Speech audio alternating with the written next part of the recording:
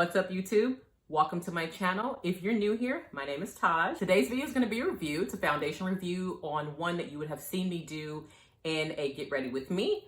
I actually got mine in a sample size for free with a purchase that I made from Sephora. Even the sample packaging looks very much so like NARS standard type packaging. It's a squeeze tube package.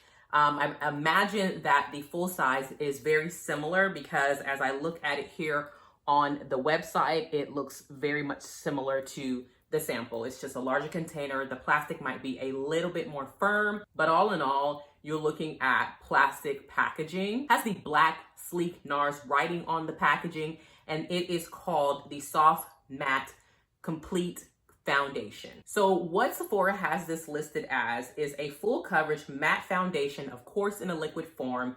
It is a full coverage, transfer proof, oxidation resistant foundation that lasts up to 16 hours with a natural looking matte finish. It is for normal, dry, combination, and oily skin. It has microalgae and hyaluronic acid that helps to absorb excess sebum, which are your skin's natural oils. It is free of SLS and SLES, formaldehydes, parabens, phthalates, and mineral oils and other toxic ingredients to the skin, which is really good. It is vegan and gluten-free. It says, discover comfortable 16-hour wear. Microalgae and hyaluronic acid balance excess sebum while keeping your skin hydrated and help protect skin from pollution, blue light damage. Unique oil absorbing powders create a smooth second skin finish. You guys will see how I apply this, and I went ahead and just did like a dot on my forehead, couple dots on my cheeks, and one on my chin or two on my chin. I blended it out with a beauty blender, a wet beauty blender, and I didn't use a lot of the product because it is not my shade. This is Macao, and I'm about 2, maybe 3 shades lighter than this. I would probably go into the store to pick up my shade because I was looking at the shades online, and to be honest with you, I just did not see one that really sounded like it would fit me, but they do have quite a bit of shades to choose from. There's about 40 to 44 shades in their range, which is quite a bit, and I love that. Something that NARS has always been known for is their extensive shade range. I'll show you the consistency of the product. It is not a watery product. I'm gonna get quite a bit on the back of my hands just so that you all can see that, and we'll play with blending it out and everything, but here we go. Looks like this, not running down my hand. It is kind of sitting there. It's not thick though. Even as it sits on the back of my hand, it is very lightweight. And as it sits on my face, I've been wearing this for several hours now. I've had this on for 7 hours and it is very comfortable. It's not running down the back of my hand. It is moving, but it is a very slow move. It is very light. It feels like a very light lotion. And when I blend it out like this, you can see that it's moving very easily. Now, it has a very similar consistency to the Tom Ford Traceless Foundation. Now, the difference between the two, I will definitely say this one does not blend out on your skin as seamlessly as the Tom Ford Foundation does, which would make sense because the Tom Ford Foundation, calling itself Traceless, essentially basically means just seamless. I do really enjoy this particular foundation. I like it even more so over the Tom Ford. And I know because the Tom Ford foundation is $88. This one is a $48 foundation, I believe is what it says.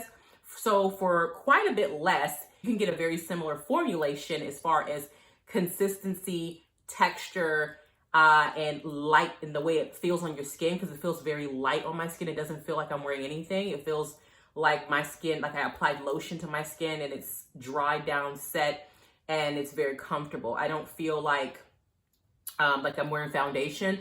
And I love that when I put my other products on top, like the bronzer and all the highlighter and everything, I don't feel any of it. The only thing that I can feel on my skin currently is my lip gloss.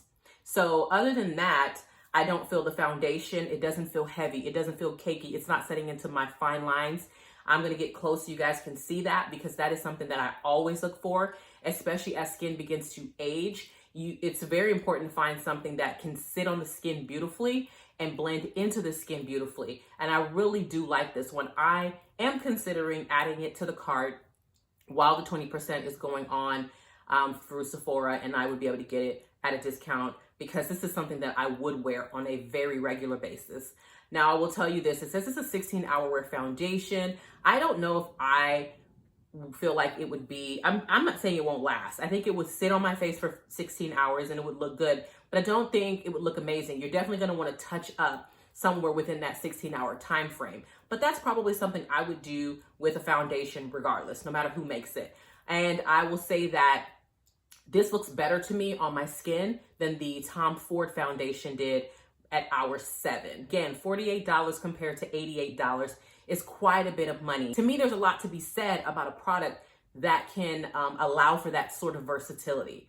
So in my opinion, if you're thinking about the Tom Ford Traceless Foundation versus the NARS Soft Matte Complexion Foundation, I would 100% say go for the NARS. Not only is it less expensive, it doesn't have the blend up like the Tom Ford.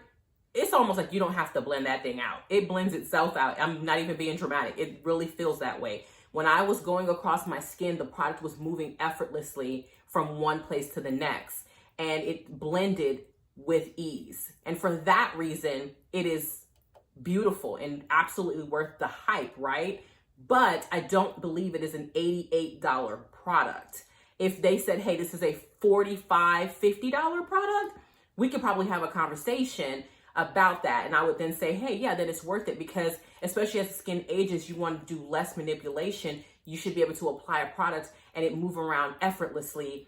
However, I'm not paying you $88 for that, and it sits on the skin averagely. You know, if it's going to sit on my skin and look like my drugstore foundation does in hour 6 and 7, I don't know that that's worth $88 to me. However, if I'm talking $48 plus 20% off for a foundation that feels great on the skin, feels like lotion, sits there beautifully, wears well, I feel like I get a comfortable 10 to 15 hours out of this with no problem. I would have to start doing some touching up, like I said, around hour 12 or so, but I still feel like this would hold up well. I've eaten and drank and socialized and been out in the weather and elements. I wore a mask for about 2 hours and I didn't touch up. I haven't touched my face. The only thing I did touch up was my lips, because I had on the Selena Gomez lip cream, and I wiped it off and just put on a gloss because I didn't feel like reapplying all that. But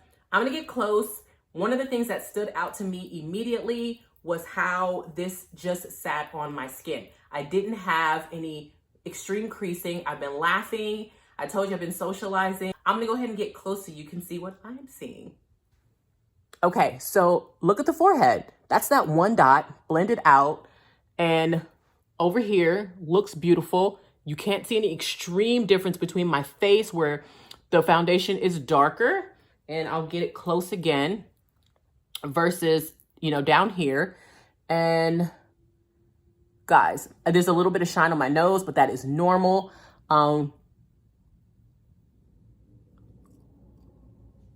Guys, barely any separation. It's definitely not noticeable around the nose, and no extreme smile lines.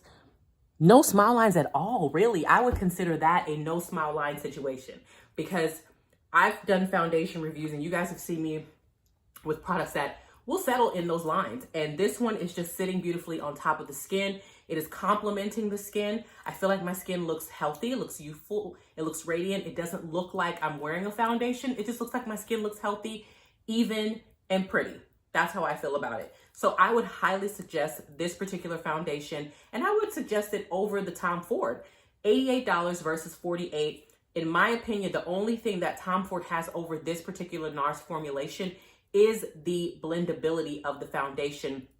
The way the Tom Ford glides across the skin, like I said, extremely effortlessly. It's as though you're not moving the product is moving itself, is the biggest thing about the Tom Ford to me. However, I don't feel like that's worth the extra money. So for a little bit more or normal amount of foundation application, you can go with the NARS and get that beautiful, effortless, lightweight, medium buildable coverage that has the gorgeous soft matte look that is not only very popular right now, but very much so welcomed in the beauty community. So I would 100% recommend this one over the Tom Ford. Okay, ladies, that is all I have for you today. If you have tried the Tom Ford and you feel differently, don't forget to let me know that. I do not mind someone that disagrees. However, I'm going to say this. Have you tried the NARS? Because I don't know if it's worth it, honey. I don't know at all.